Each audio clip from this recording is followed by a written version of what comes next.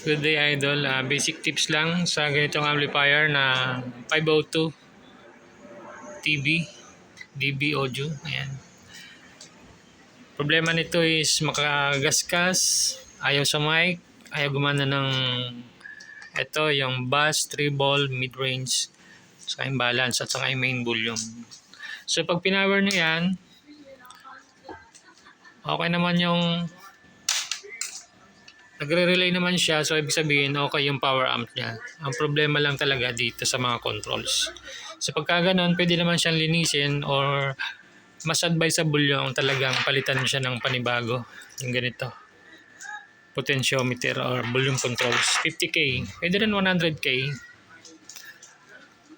So yun lang bali yung naging problema niyan.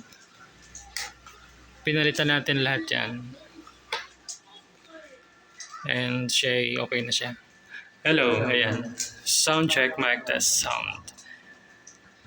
Ang pinagagawa lang dito is yung volume control ng microphone. Pero dinamin na natin lahat ito.